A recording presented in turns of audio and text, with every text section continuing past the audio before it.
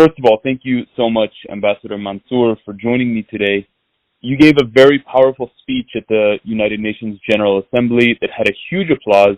Please save lives, save lives, save lives. Vote for our draft resolution, and I thank you.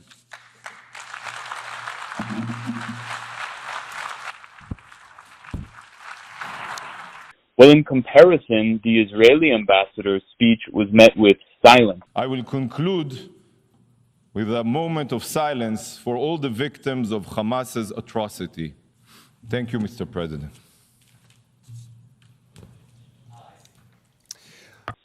At the same time, we're seeing a massive shift in public opinion across the world with enormous demonstrations. What shift do you see at the diplomatic level? Well, first of all, thank you very much for having this interview with me.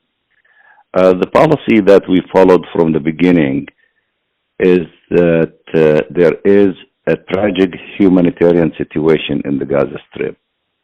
So we concentrated our messages and our mobilization on stopping the carnage and the killing of so many civilians in the Gaza Strip, including, large number of children and women. So therefore, we unified large blocks of diplomats, starting from the Arab group to the Islamic group to Non-Aligned Movement and others, around three objectives to be accomplished. The first one was to have an immediate ceasefire to stop the killing, to stop this carnage in order to save human lives.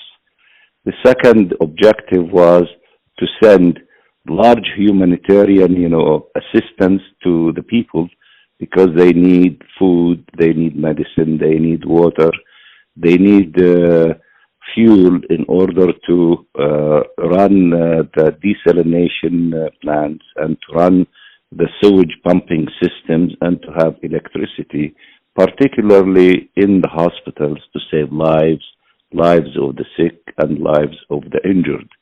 And the third objective was to stop the forced transfer, which is a crime against humanity, and it is by a breach of international humanitarian law. We had the Nakba in 1948.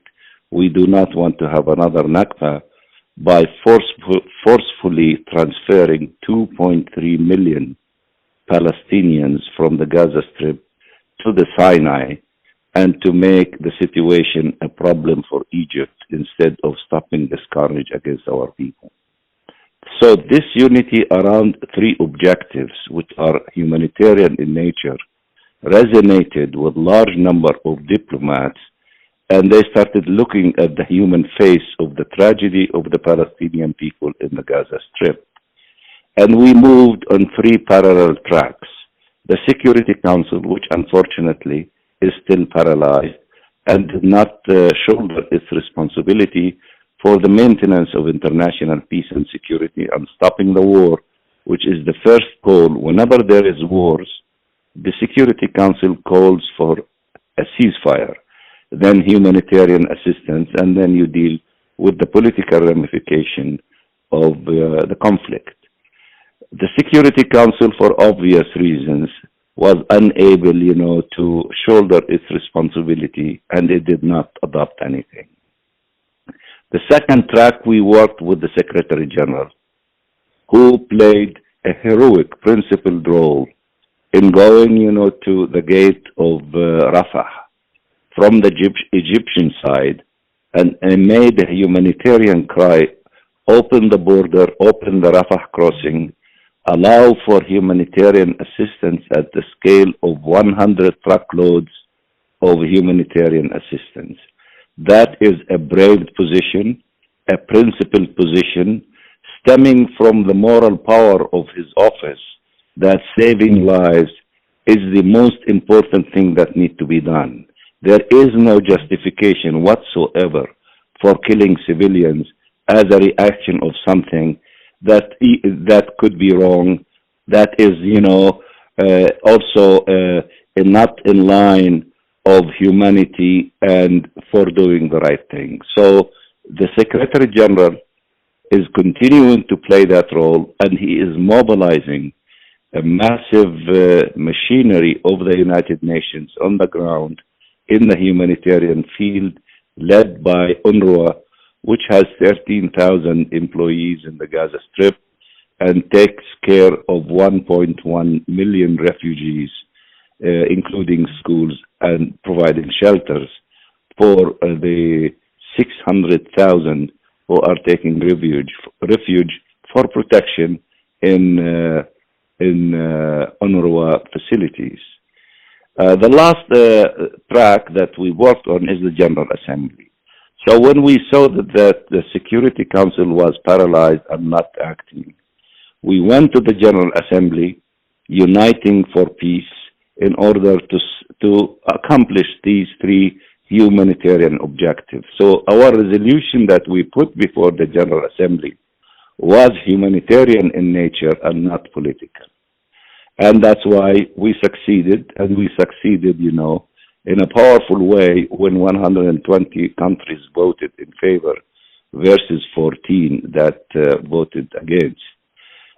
What is important in this voting process, that the majority of the Europeans either voted in favor of our resolution led by France and Spain, or abstained from voting in favor of the resolution, but they did not reject it, such as the UK, Germany, Canada, and others. So now we are going back to the Security Council, telling the Security Council that the General Assembly acted in a united for peace format, and it is your duty to take that into account and to act to stop the fighting, to have a ceasefire, and to allow for the humanitarian assistance to start getting into the Gaza Strip at a larger scale. And, the fact that this massive message from the General Assembly has been transmitted to you, it should resonate with you, and you should put your differences aside and respond to the call of humanity of saving lives and stopping this carnage from continuing, especially after, the beginning of the ground war by the Israeli occupying authorities. This is how we are operating. Now, if you put all these in perspective, you would see that my message was, heavily humanitarian, and the message of the Israeli ambassador was so cold-blooded that it did not show any humanity in it. So that's why it was not received positively by the General Assembly audience, while the message was received well, as you described it, and it reflected itself in the voting that took place in the General Assembly last Friday. We've seen, of course, the United States has backed Israel in every way and vetoed UN Security Council resolutions calling for ceasefire. When you look at the U.S. position, for example, on Ukraine, where they've called for withdrawal of Russian troops from Ukraine. Of course, we've seen calls from the West for no-fly zones in Ukraine and Syria, but they are, of course, they're not providing or calling for a no-fly zone to stop the Israeli massacres in Gaza, and they're continuing to give more bombs to Israel. What do you make of this double standard and the U.S. role in these killings? I think that the double standard is being exposed, fully. And in fact, the mood among the bloc of Arab states and Muslim countries and NAM and Africans and others don't come back to us seeking, unconditional support for your, your position vis-a-vis Ukraine. Because, you did the opposite when it came to saving lives of the Palestinians, which means that they were telling them this hypocrisy and double standard is going to be exposed. And therefore, I think this reckless, irresponsible position taken vis-a-vis the Palestinian in the Gaza Strip and violations of international humanitarian law provisions is going to go and haunt them in terms of the erosions of the support on the Ukrainian front because of this double standard and hypocrisy. But, but putting that aside, the United States is the last, obstacle in the path of moving them. I think in terms of Europe, after 3 weeks of this carnage, you can see the European position is beginning to crack and beginning to show more empathy and sympathy and humanitarian face with regard to the tragedy and this crime against the Palestinian civilian population in the Gaza Strip. But yet the United States is still holding tight in terms of supporting Israel unconditionally. And I think that the effort that will start tomorrow in the Security Council, because there is an open session, will maximize the pressure on the United States not to continue blocking reasonable, resolutions from the Security Council, calling for stopping this war and sending, humanitarian assistance.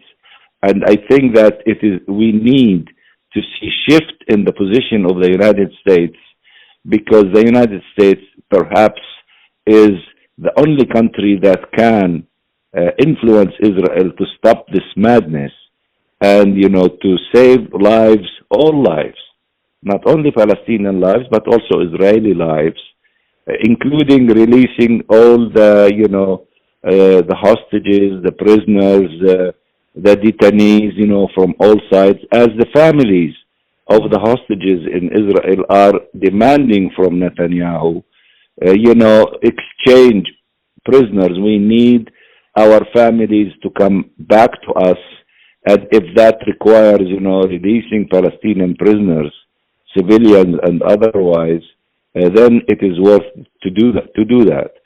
Such mounting pressure could hopefully create some cracks in the position of the United States, not in terms of supporting Israel. They will continue to support Israel, but in terms of guiding them that the path that they're following is creating outrage in all corners of the globe against this crime against the Palestinian people.